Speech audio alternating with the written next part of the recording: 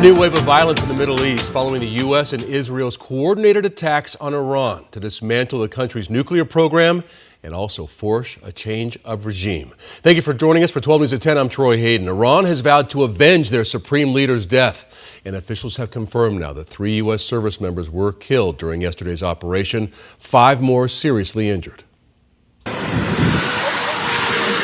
Parts of Iran's capital under plumes of smoke today as Israel launches a new wave of strikes on Tehran. People trying to flee the violence. Combat operations continue at this time in full force, and they will continue until all of our objectives are achieved. This comes a day after the U.S. and Israel launched a massive and coordinated missile attack designed to eliminate the Iranian regime and its nuclear program. This is a decision of real leadership to remove such a threat and enable the world to breathe. The strikes killed Iran's supreme leader along with members of his family, Iran's defense minister, and other key military leaders.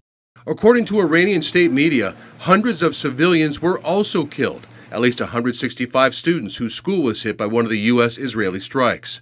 Iran launching a wave of retaliatory strikes on U.S. military bases, targets in Israel and across the Middle East, vowing to avenge their supreme leader's death. If President Trump didn't want to see Iran hitting back and pushing back, President Trump should have not started this war from the beginning.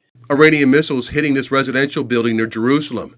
The conflict has rocked densely populated areas and damaged air hubs in the Middle East. This video showing smoke filling the Dubai airport. We've seen wave after wave of Iranian missile and drone attacks. I think there's a very clear message on the part of the Iranians that no one is safe. Oil shipments are also disrupted. This tanker was struck in the Strait of Hormuz. About 20% of the world's oil travels through this major route between the Persian Gulf and the Gulf of Oman. Here in the valley, hundreds of people in Scottsdale were rallying, showing their support for this military strike. They stood at the corner of Scottsdale and Camelback Road. You can see they're waving American flags and Iranian flags. And they had signs thanking President Trump for that military action.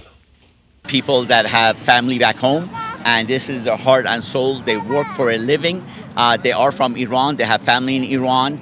They care about what's going on, and they're delighted that the United States decided to take this great opportunity to get rid of one of the worst dictators of all time. Organizers say they hope Iranians now will have a chance at a better and safer future. But anti-war demonstrators making their voices heard outside the state capitol yesterday, saying they aren't going to let this war happen without an outcry.